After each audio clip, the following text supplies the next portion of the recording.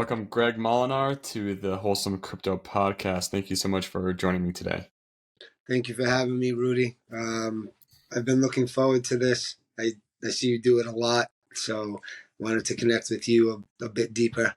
Yeah, of course. And I know what you're working on is something that's definitely needed, and not just in the digital space, but in an environmental space, where your company, Stay Bizze, is working on digitizing business cards. And yeah, me being into a lot of networking events, I always end up with a stack of business cards that I end up taking photos of or just creating contacts digitally. So having no more need for that would be great. But before we get into how you're building Stay Bizze, I'd love to learn a little bit more about you, Greg, and what you were doing before you even heard about crypto. Where were you in life? For sure. So I did barbering professionally for 7 years. It was during that time where my brother and I came up with this concept and started that journey.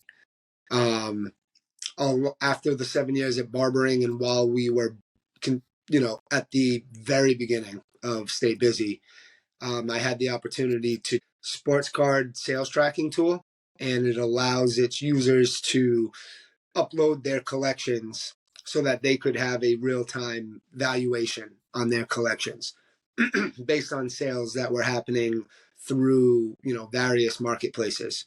Oh, Like wow. I was into the collecting world, specifically cards, before I joined them, which was why when that opportunity came, I jumped at it. And I was able to really get a deep look into the industry, understand really how it works. There is a segment of it where you take a card that you get out of a pack, and you can send it in and it gets graded based Gotcha. on the condition of the card. But it also is verified at the same time. So you're verifying that this is not a fake card, because like in any other industry, once a certain asset becomes a certain value, people try to, Yeah. fake it and fraud it. So it helps with verifying, let's say Michael Jordan rookie card, that this is a real one.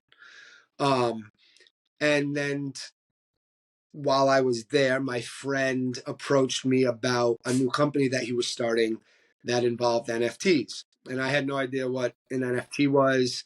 I knew what crypto was because my brother was already, I think may have bought like XRP back then. This was 2017, 2018, Yeah. 2019, something like that. And so my friend started telling me about NFTs and how it's verifiable technology. It's a hard ledger in the sense of you can't mess with Yeah. things. And being in the collecting world, and specifically with the cards, it immediately clicked. I mean, Yeah. the use cases I was connecting to cards initially, just because that's how my mind was kind of connecting the dots, but it made perfect sense. And literally since that day, I just kind of been in the space now, like cannonballed in. And so that got me in about 2.5 years ago now. And it's, I saw it as maybe the only opportunity that I would ever get in life to like be at the ground floor of a brand new industry that had the potential to, completely shake things up. And I figured that it would be a good idea to try to get as deeply rooted and connected in that space as possible. And so that's what I've been doing now the past 2.5 years, and it's led me to meet incredible people. We're both members of the Boston Dow, so Mm-hmm. seeing you at all the events, seeing all the other great people that I've been able to meet, and then through Twitter and or X and the communities there, it's been insane. And then naturally the tech that I started to learn more about, um, and the knowledge that I would get from individuals in the space started to bleed into Stay Bizze, and the ideas that we had conceived there, and so we decided to integrate as much blockchain tech and other leading tech as we can into what we're building, especially as we build it out. Yeah, and that makes sense because like you said, when you first heard about NFTs, it automatically clicked because it resonated with what you're working on personally, like in Web 2. And I feel like that's usually the best way to get someone onboarded onto crypto is to figure out what field they're currently in and say, yeah, blockchain has a good use case, or not for every use case, but most use cases, it has a good use case for what you're working on. So I'm glad it resonated with you. You recognizing it and how it can affect your industry in a positive manner. I'm glad you jumped right on board into it because that's kind of how you get into crypto is like you said, you just cannonball into this space. And being at the ground level of things, it's hard. It's hard to build something up from almost nothing.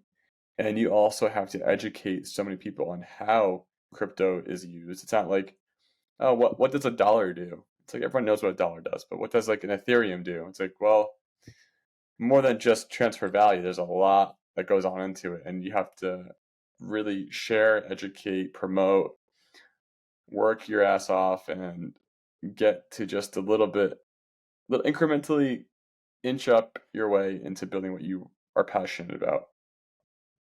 And for you, was like tech always something you were interested in, or was crypto really like that driver that got you? Yeah. Yeah, no, like I say it all the time to people. 10 years ago, if you told me that I would be like in tech heavy and building a tech company, I there's no shot. Like there's no way that would be what I saw. So that's almost though when I look at it now, um, I almost use that as like a continual like push. Like this wasn't forced. You just ended up here. So, Hmm. like that's got to be for a reason. Make the most of it. Um, so yeah, no, I was not. Uh, I thought I was cool tech wise when I had a sidekick and I could flip it open with one Oh, hand. those are awesome phones. That's about as technical as I got. So it's been a huge learning curve, massive, Yeah. because like you said, there's so much to take in, um, even Yeah. more so now because there's just new blockchains and new protocols and new this and that every week. So it's been a lot, but it's been eye opening, and it's almost like magical when you start to think about like look at all the stuff that can be done, and that's exciting. Now, how have you been handling all that? Because again, like starting a business, having a family, living life normally, just in general, going to the grocery store and all that stuff. How do you keep yourself in check? How do you keep yourself grounded? What do you do as your day to day? For sure. Well, first off, my wife is amazing. She helps a lot. If it wasn't for her, I probably would have had to pause building out Stay Bizze. Um, so that's number one. Outside of that, it's cool because my kids are at different stages. So my son's in high school, so he's kind of on, especially being 14. If you remember when you were 14, you have it all figured out, and you're grown. So that he's kind of in his own little bubble, and then our two girls are in third grade and fourth grade, and it's good with them because they help out a lot with the baby. So Hmm. we have a lot of help. And as far as uh, just the busyness. Honestly, I try to get out and do like trail runs and use that as kind of like my recharge, step away from the phone and the computer for a Yeah. bit. But as far as kind of being as efficient as I can and taking in information, I've tried to connect with the right groups or the right individuals that I can kind of get a pool of information instead of having to, go out individually to each source. Hmm. Um, and I've found that networking with a lot of people in the space has allowed me to do that and connect with the right kinds of information sources to take in as much. I mean, I miss so much too. There's just You so can't much, keep up with it all. and it's insane. Um, Yeah. but that's the day to Yeah. day. Yeah. And I'm definitely thankful for the Boston DAO community because, yeah, when I go to the meetups, I'm like, all right, what has everyone else learned this week? Let's all share and grow together because not one person can handle it all. Yeah. Uh, it's definitely a wild ride. So in your experience and like being in crypto now and learning about the communities, what's a crypto pet peeve that you have? Oh man, there's a lot. Yeah. Price complaining. That Uh, that that's got to be one of the most annoying things, especially like because I'm also uh they're all like these three buckets, at least for me. There's like blockchain, crypto, NFTs, and you mhm. find similar people, but you find very different people in each lane. Yeah. So they're kind of pet peeves that I could pick in each one. I'll say one of the tougher things to deal with, especially. So I've been doing a lot of work in Fall River where I live, in the city, and trying to connect with the politicians, a lot of organizations, school principals, and then also in Rhode Island, where I'm the secretary of the Rhode Island block. Hard to navigate um, conversations. With one group, if you say the word crypto or NFTs, the conversation's over. Yeah. Um, you know, and unfortunately, that group of people right now are really the decision makers for the most part. Um, so navigating that and trying to speak with them strictly about blockchain and technology benefits and you know uh, being more efficient and being able to store things in a better way, like having to think about what words you're going to use. I don't know if that counts as a pet peeve, but it's definitely something that you have to work your way through, um, in trying to get it out there more to rule makers. Yeah. Yeah. 'Cause education is a big part of this still, and people once you get it, it's like, oh, it's so obvious and clear. Like blockchain makes so much sense. Like this is what everyone should be trying to implement with, and this is how our financial system should work. This is how our identity and data and privacy should work.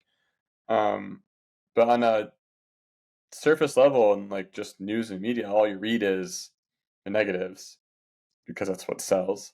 Right. And you just get worried about money laundering and scams and people getting hacked and whatnot. And it's just like that's a part of crypto, but it's a part of every industry in the world. So it doesn't crypto is no more special than just another industry, technical industry. But it's yeah, it's what they pry upon, and it's like yeah, I got to spend time educating that these can be avoided, these can be improved upon, and we are working on it. And we need rulemakers, legislators, people who are in different corporate companies helping this industry grow, especially in America.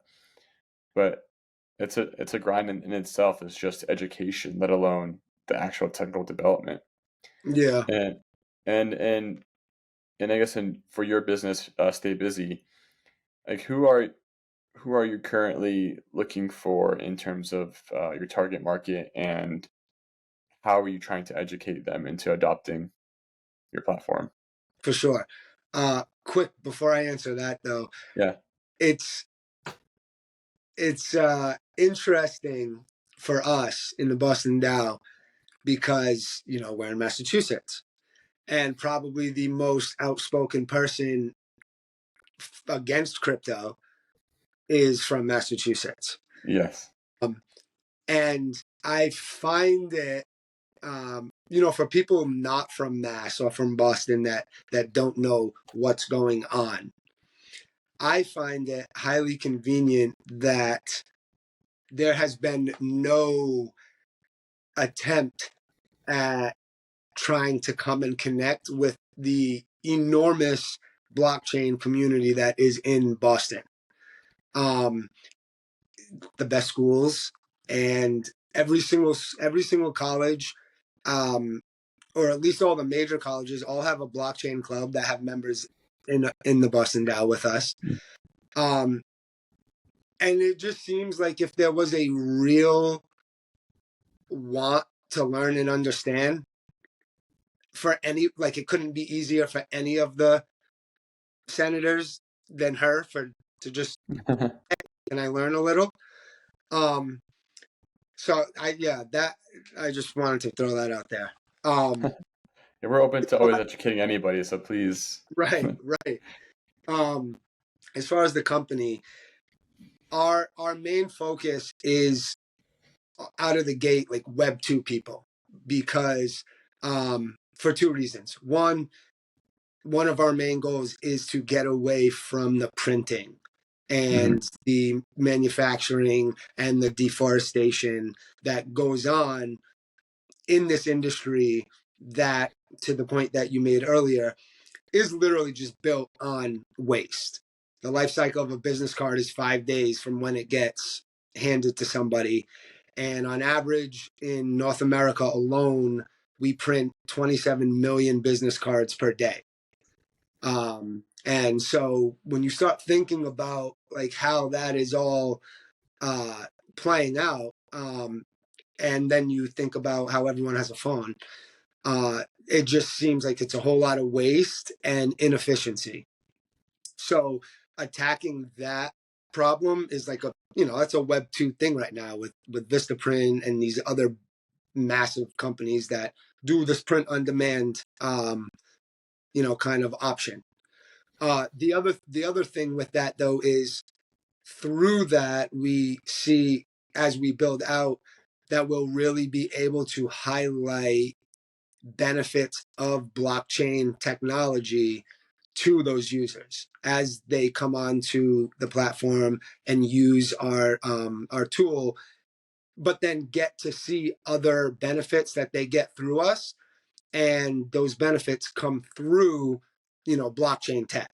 So it will help also to kind of educate them in areas where blockchain can help them and be more efficient for them, on their side. And some of those things you kind of hinted at, where it's like owning your own data, having your own identity, that you can get like credentials kind of passed to you that stay with your identity, um, things of that nature. As we grow out, we see that people will be able to clearly see that value add, um, and then through that, hopefully, that can be an entrance step for them deeper into blockchain and crypto, and so on and so forth. Yeah, and it's such a wild ride building this type of stuff. What blockchain are you building on, or So layer? we are about to announce our partnership with the company's called SQE. They're actually based out of Rhode Island.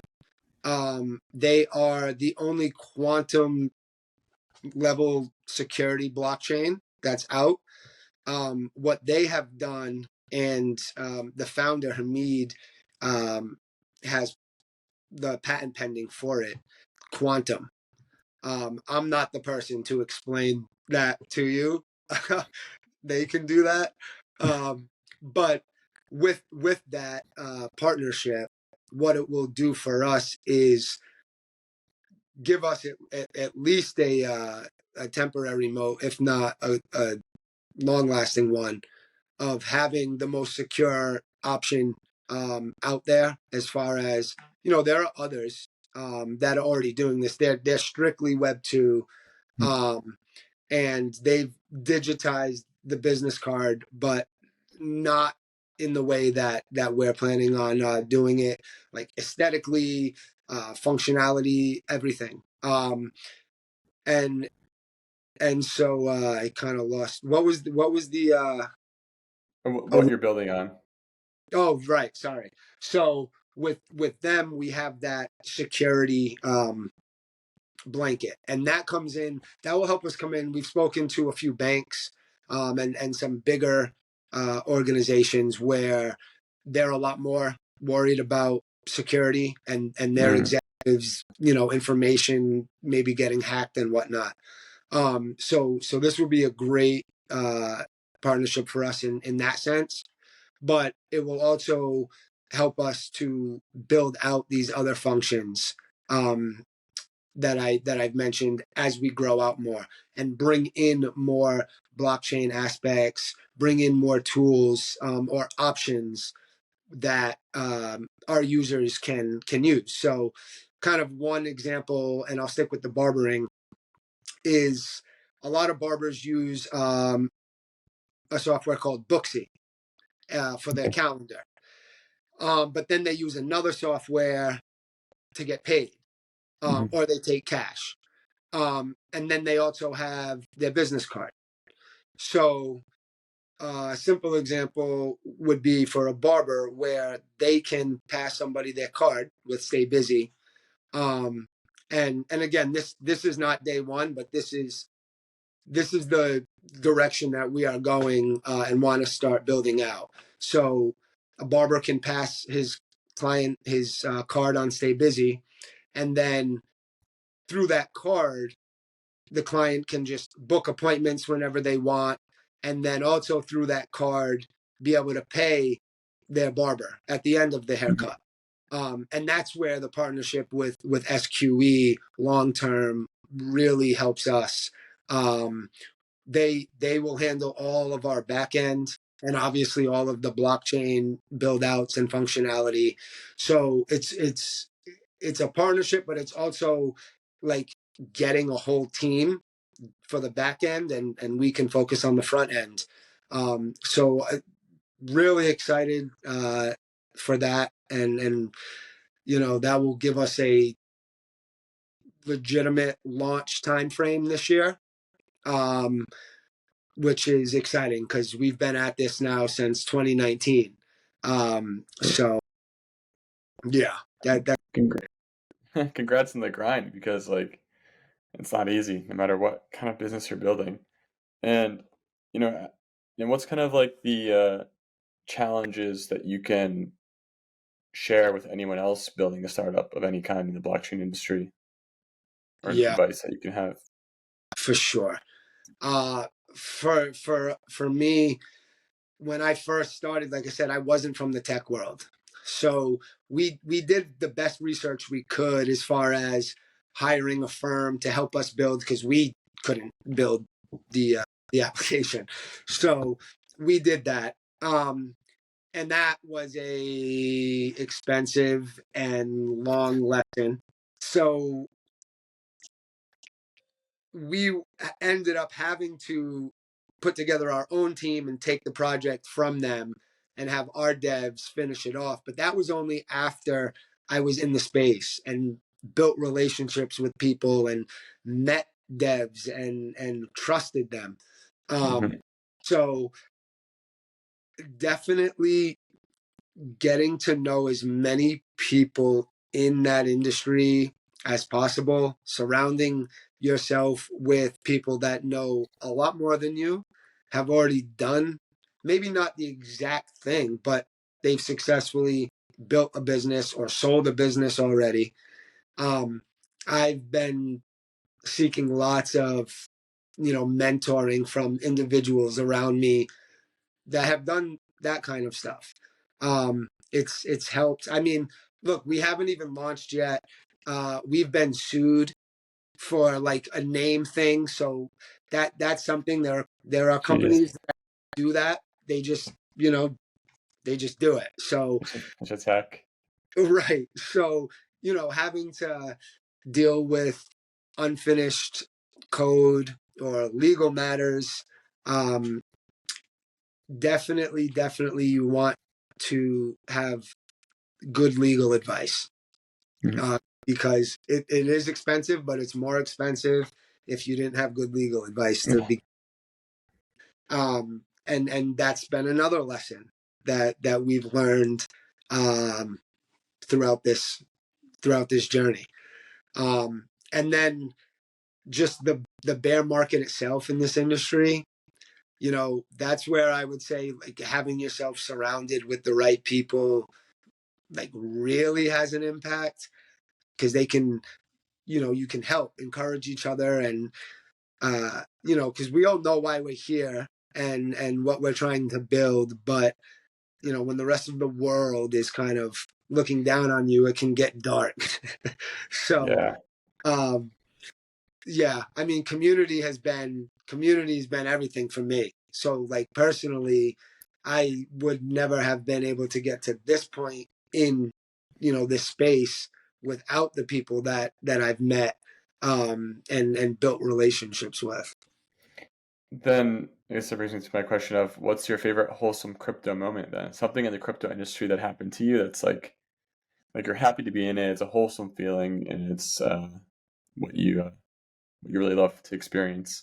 There's a That's a good question, because there's a few moments that, man, I don't know. What I will say, so one of the things that came to mind is seeing. So I've met multiple individuals now that were, you know, real life artists in the sense of traditional artists or music recording artists, and through NFTs and through blockchain and through community, they've been able to go full time into their art. Nice.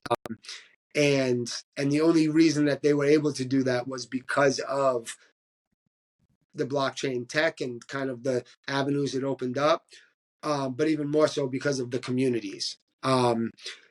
Like there's a female singer that's really known in the space, and she was like struggling doing like bar singing, trying to scrap like different venues together, and she entered the space, and now she's one of the most successful musicians over on the NFT side, and able to live out what her dream and her career. Nice. There was a artist, actually she's from Massachusetts, she just recently moved to New York. um, we had her come to one of the events that we ran down in Florida, and it was a similar story where she was working at a job, just trying to sell paintings on Instagram and whatnot, and came across like Gary Vee's community and whatnot. And that's how she got into NFTs, and she was able to learn about the technology and how artists were using it.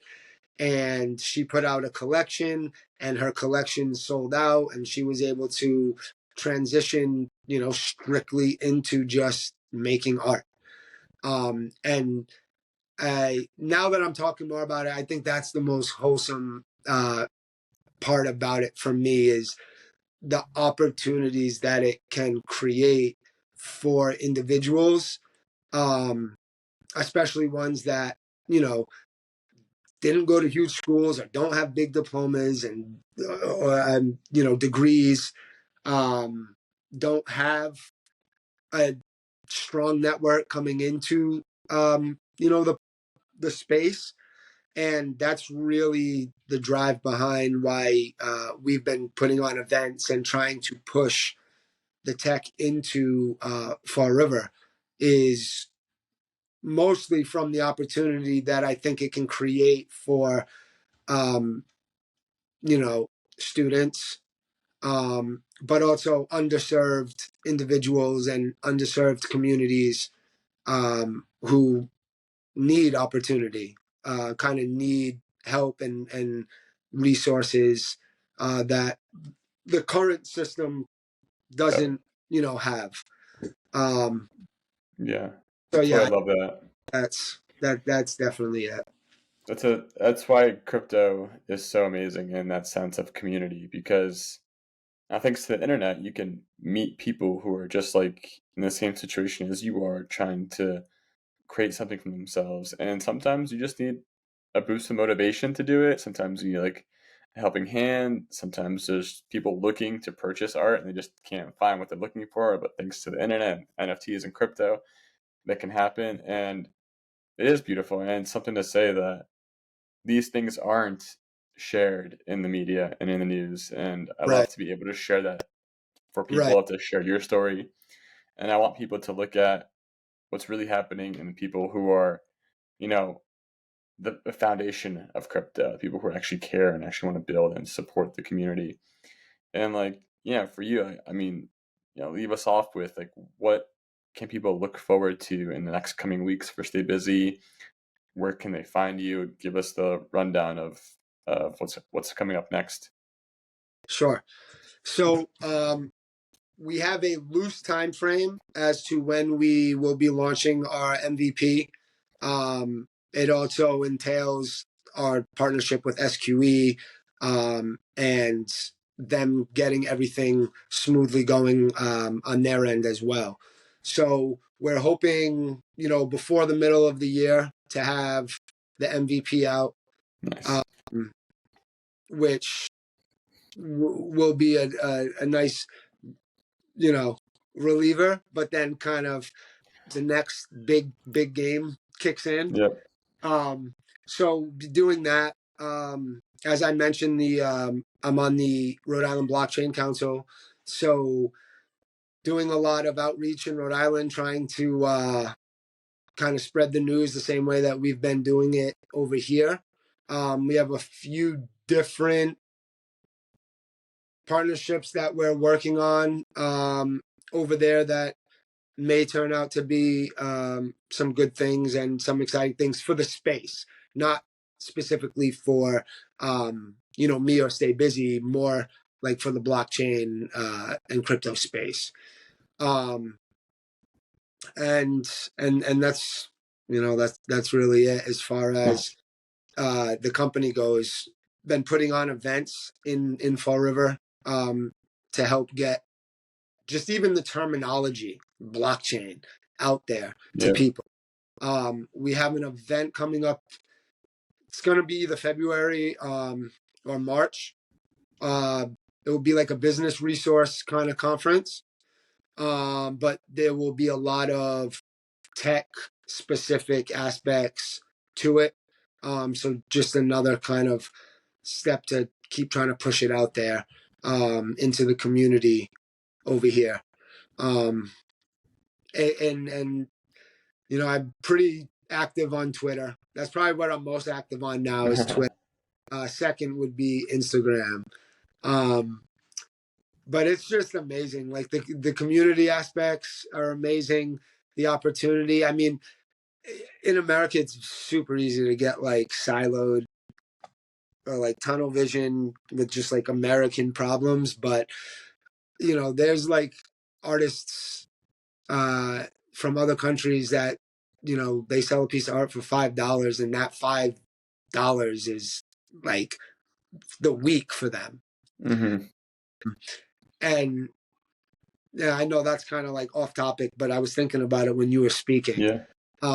But again, just the opportunity that, has been created, and kind of the lives that I've personally seen like changed is incredible. Um, and so helping make that more and bring that into, anywhere really as much as I can. That's something else that I'll be focused on this year. Oh yeah, yeah. I mean, like I said, it's solving a world problem more than just an American problem, and there's room for everyone to win in this game theory of crypto. Right. Uh, but yeah, I mean, again, thank you so much, Greg. And if anyone from Boston or Massachusetts is listening to this, like hit us up. We can meet up in real life, one of the Boston Down events or one of your events. But yeah, I mean, thank you again. I'm hoping to see the release of the MVP of Stay Bizze. So let me know. I mean, I'll be on top of that. And yeah, best luck to you. Thank you, Rudy. I really appreciate the time, being able to connect and, share a little bit about my story.